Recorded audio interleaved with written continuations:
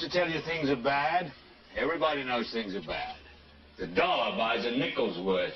Banks are going bust. Shopkeepers keep a gun under the counter. Punks are running wild in the street, and there's nobody anywhere who seems to know what to do, and there's no end to it. We know the air is unfit to breathe, and our food is unfit to eat. We sit watching our TVs while some local newscaster tells us that today we had 15 homicides and 63 violent crimes, as if that's the way it's supposed to be. We know things are bad, worse than bad. They're crazy. It's like everything everywhere is going crazy, so we don't go out anymore. We sit in the house, and slowly the world we're living in is getting smaller, and all we say is, please, at least leave us alone in our living rooms. Let me have my toaster and my TV and my steel-belted radials, and I won't say anything. Just leave us alone. Well, I'm not going to leave you alone. I want you to get mad. I don't want you to protest. I don't want you to riot. I don't want you to write to your congressman because I wouldn't know what to tell you to write. I don't know what to do about the depression and the inflation and the Russians and the crime in the street. All I know is that first, you've got to get mad. You've got to say, I'm a human being. God damn it. My life has value.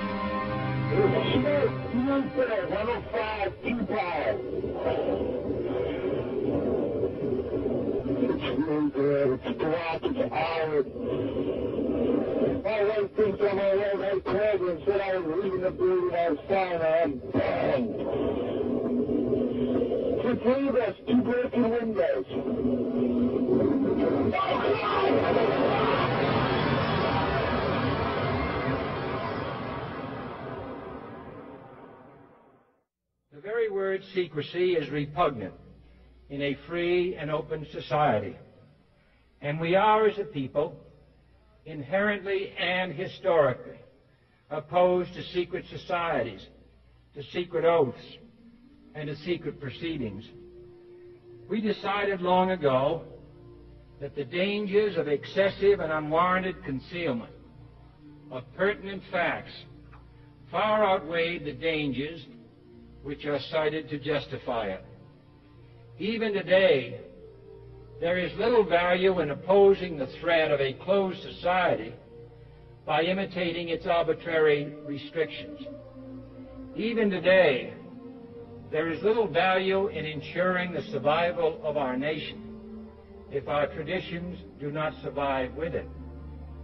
And there is very grave danger that an announced need for increased security will be seized upon by those anxious to expand its meaning to the very limits of official censorship and concealment. That I do not intend to permit to the extent that it's in my control. And no official of my administration, whether his rank is high or low, civilian or military, should interpret my words here tonight as an excuse to censor the news, to stifle dissent, to cover up our mistakes, or to withhold from the press and the public the facts they deserve to know. And God chose America as his divine, messianic force to be a sort of policeman of the whole world. God has a way of standing before the nations with judgment, and it seems that I can hear God saying to America, "You're too arrogant. You don't change your ways. I will rise up and break the backbone of your power, and I'll place it in the hands of a nation that doesn't even know my name. Be still and know that I'm God." The promises of the great society have been shot down on the battlefield of Vietnam, making the poor, white and Negro, bear the heaviest burdens both at the front and at home.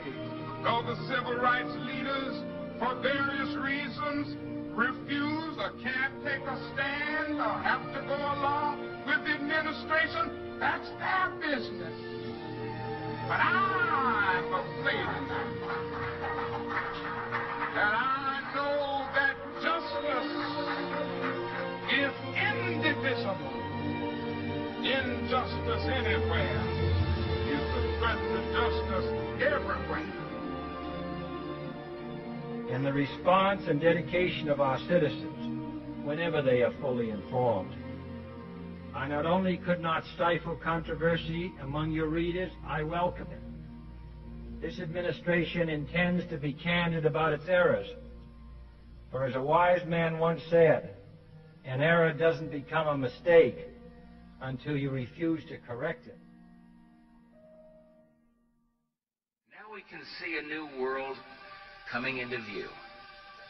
A world in which there is a very real prospect of a new world order.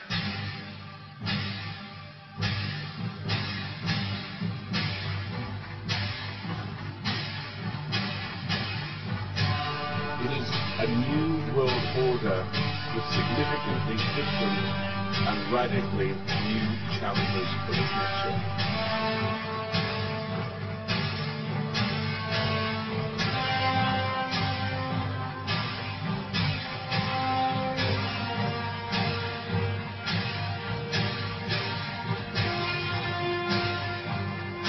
Question is, will they kill untold millions as they did in the last century?